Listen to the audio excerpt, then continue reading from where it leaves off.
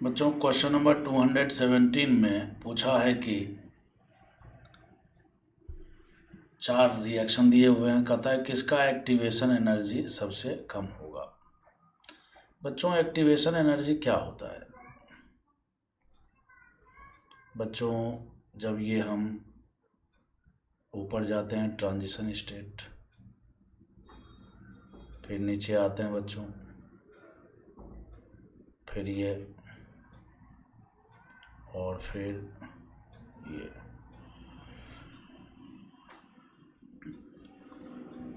तो कुल मिलाकर बात ये है कि जो रिएक्टेंट मॉलिक्यूल की एनर्जी होती है और जो हमारा आरडीएस में जो ट्रांजिशन स्टेट होता है, इसके बीच की जो एनर्जी है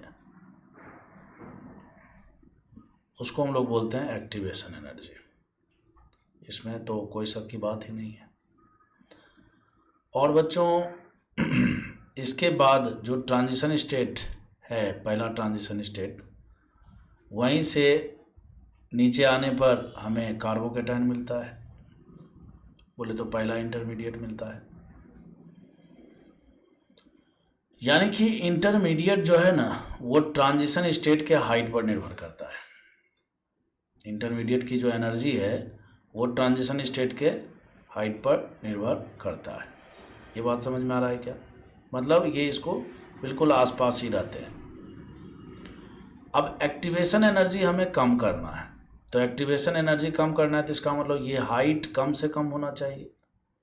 ये हाइट जो है यहाँ पर, ये क्या होना चाहिए? कम से कम होना चाहिए। आगे समझ में? यानी कि ये जितना कम होगा इंटरमीडिएट तो उससे भी कम होगा। इंटरमीडिएट तो ट्रांजिशन स्टेट से ज़्यादा स्टेबल होता है ना, क्यों? एनर्जी डायग्राम वो हमेशा नीचे होगा। तो हम एक्टिवेशन एनर्जी को कम करना चाहते हैं, मतलब इस पीक को हम नीचे लाना चाहते हैं। तो ये नीचे जितना आएगा, इंटरमीडिएट भी ऑलरेडी नीचे आएगा, क्योंकि उसको तो हमेशा इससे नीचे ही रहना है। यानी कि यहाँ से एक बात समझ में आ रहा है कि अगर आपको एक्टिवेशन एनर्जी कम से कम चाहिए तो इंटरमीडिएट की स्टेबिलिटी सबसे ज़्यादा होनी चाहिए, ज़्यादा से ज़्यादा होनी चाहिए। तो क्या करें? तो सीधी सीधी बात है ना, एक्टिवेशन एनर्जी अगर हमें कम चाहिए तो स्टेबिलिटी, कार्बोकेटायन की स्टेबिलिटी क्या होनी चाहिए बच्चों? ज़्यादा होनी चाहिए। मतलब एक प्रकार से इन्वर्सली का रिलेशन बन रहा है। तो हमें देखना है कि इसमें से कौन सा कार्बोकेटायन, मार्कोनी रूल को फॉलो करते हुए कौन सा कार्बोकेटायन जो है सबसे ज़्यादा स्टेबल है। बच्चों इसमें आपको पता है कि डबल बॉन्ड के इस कार्बन पर पॉजिटिव चार्ज बनेगा। इसमें अगर अल्फा एच आप देखोगे तो टोटल 3H4 है। इसमें भी बच्चों सेम टू सेम सिचुएशन है। यहाँ पर अल्फा एच 3H4 ही बन रहा है। यहाँ पर बच्चों बेसिकली क्या है ना, कायदे से कार्बोकेटायन तो यहाँ बनना चाहिए, बट इसने अल्फा यहाँ पर कार्बोकेटायन बना रखा है इस वाले पर, मतलब उल्टा बनाया, एंटी मार्कोनी प्रोडक्ट बनाने का कोशिश किया है। आ गया समझ में? तो ये तो खैर सबसे ख़त्म हो गया। क्यों हो गया ख़त्म बताइए, सोचिए। क्योंकि बच्चों जब कार्बोकेटायन ही हमने यहाँ पर बना लिया, जब हमने कार्बोकेटायन यहाँ पर बना लिया तो देखो 3 2 5 आ रहा है समझ में। और इधर अगर हम बनाते तो क्या होता बच्चों? 3 3 6, एक 7 अल्फा एच होता, इसकी स्टेबिलिटी ज़्यादा होती। आ गया समझ में? इसकी ज़्यादा होती। खैर आगे बढ़ते हैं। इस वाले में बच्चों अगर हम मार्कोनी रूल को फॉलो करें तो यहाँ पर पॉजिटिव चार्ज आएगा। तो देखो 3 2 5 और एक 6 अल्फा एच। यहाँ पर अगर हम अल्फा एच को काउंट करें बच्चों तो 3 2, ठीक है ना, 3 2 5 और एक 6 है। 3 2 5 और एक 6 है। आ रहा है समझ में? और इसमें बच्चों, इसमें देखो यहाँ पर 3 2 5 और एक 6 है। अल्फा एच तो देखो लगभग दोनों में बराबर है, लगभग नहीं बराबर ही है, बट यहाँ पर कायदे से जो प्रोडक्ट बनाया गया है वो गलत है। आ रहा है समझ में? मतलब इसने मार्कोनी रूल को फॉलो नहीं किया, जबकि एचबीआर में तो इसको फॉलो करना ही पड़ेगा। तो ये तो गलत हो गया सबसे पहले।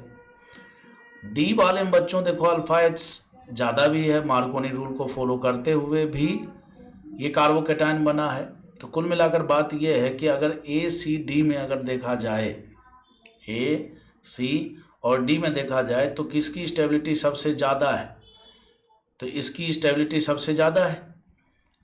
और चूंकि डी की स्टेबिलिटी सबसे ज़्यादा है तो इसका मतलब यही वाला इंटरमीडिएट सबसे कम ऊंचाई पर होगा। अगर मैं पोटेंशियल एनर्जी डायग्राम की बात करूं तो सबसे कम ऊंचाई पर यही होगा बच्चों, है ना। और जो पहला ट्रांजिशन स्टेट होगा वो तो इसी के पास पास होगा ना बच्चों, इस तरह से इसके पास होगा। आ रहा है समझ में, ठीक है ना। खैर, तो अगर आपको ये सब ग्राफ समझ में नहीं आ रहा है तो आप तो सीधा सीधा एक रूल बना लो कि एक्टिवेशन एनर्जी जो है, एक्टिवेशन एनर्जी आगे समझ में, inversely proportional to stability of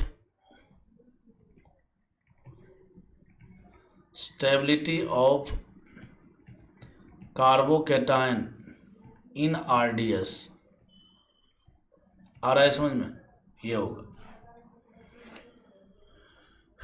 तो बच्चों इसमें स्टेबिलिटी ऑफ कार्बोकैटायन, कौन सा कार्बोकैटायन, सब आरडीएस में रीअरेंज नहीं करना है। रीअरेंज कर देंगे तो बात ही खत्म हो जाएगी। रीअरेंज नहीं करना है, जो कार्बोकैटायन बने डायरेक्ट ईएआर से पहले स्टेप में पहली बार वही हमें बनाना है, ठीक है ना बच्चों।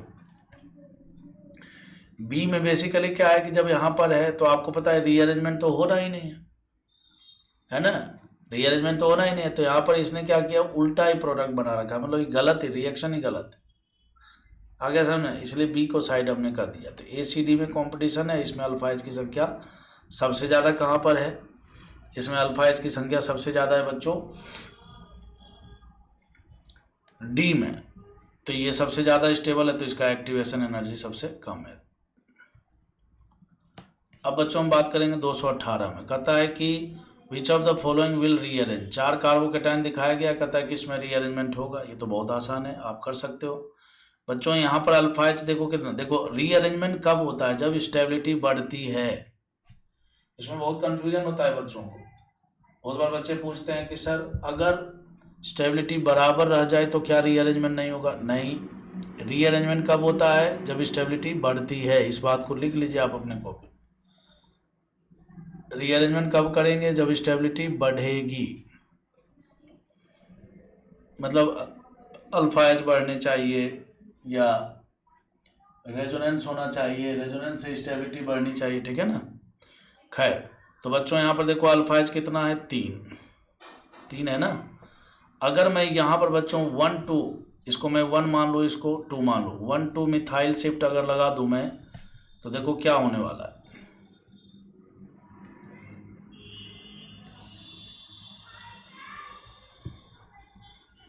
इसको यहाँ कर देता हूँ, यहीं पर एक मिथाइल और लगा देता हूँ और यहाँ पर पॉजिटिव 4 लगा दी। अब देखो अल्फाइज देखो 2 2 4 और 1 5 हो गया, पहले 3 था अब 5 हो गया, यानी स्टेबिलिटी बढ़ रही है।